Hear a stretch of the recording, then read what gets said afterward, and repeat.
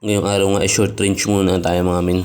Medyo nasimot kasi tayo doon sa dalawang magkasunod na gala eh. Kaya short range muna ang tirada natin ngayon. Kaya sinetap ko na nga rito yung mga gamit. Tapos rekta na kagad pupunta doon sa aming pupuntahan. 6 kilometers away nga lang pala yung pupuntahan natin. Malapit lang to, di gaano masakit sa puwit. Pag malayo kasi sobrang sakit at nagkakakalyo yung puwit. Pero di yun masakit. Alam mo yung masakit, yung pera mo nasa ed. Ayun, kaya yung gala, tamang camping chair na lang. Talagang hinga-hinga na lang, walang pagkain. Nandito na nga pala tayo sa barangay Punta. Medyo maganda magtambay rin kasi sana rito kaya lang private property na. Meron kasi mga nangyayari dyan kapabalaghan. Meron daw yung mga nanaanak mo mga Titan pag naiilawan. Alam mo na, yun lang pala yung kahinaan ng mga Titan, ilaw. At saka magtataka ka ba't may tae pero walang tao.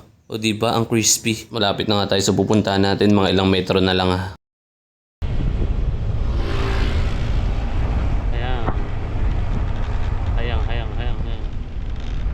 Okay, dito na tayo. Dito saglit. Yan. Mag-uupo-upo lang kami. Maganda yung view eh. Thank you. Maraming nagtatambayan eh. At pagkatapos magpaalam kay tatay, sinetap ko na yung camping chair namin dito para mapag-upo-upo namin. Hindi nga pala naka-timelapse yan. Sadyang ganyan lang kami kabilis gumalaw. Sobrang presko at payapa nga dito sa lugar na to. Ganito pala sa lugar na to. Tahimik. Presko. Pero may tayo ng baka. Natural may baka eh. Tarantado pala ulo mo eh. Sobrang ganda nga rin ng formation ng ulap dito. Malakas ang hangin sa baba pero ramdam mo na mahina ang hangin sa taas kasi hindi man lang nagalaw yung mga ulap. Rush hour kasi ng mga oras na yan siguro natatraffic sila. May mamputs. Tarantado. At nag-request nga ng video rito sa babygirl.0102. Sabi niya video ko daw siya. Sige pero takpan mo yung kilikili mo kasi medyo kumukulimlim na. Dahil medyo hapon at dumidilim na nga, nag-request na rito si Darling. Dito pinasetup ko na nga sa left hand band ko yung drone. Tagilid ang drone.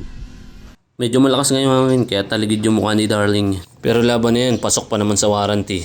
Kaya paliparan na natin to para makita natin ang buong ganda ng Palay-Palay, Halhala, Rizal.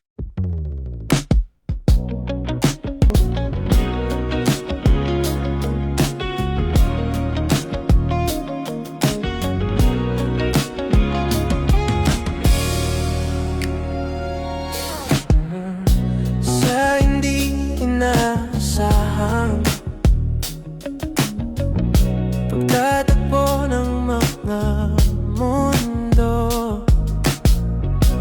may minsan lang na nagdugtong, damang-dama na ang ugong nito. Di pa ba sapat ang sakit at lahat na hindi ko ipararanas sa'yo? Ibinubunyag ka ng iyong mata, sumisigaw ng pagsinta.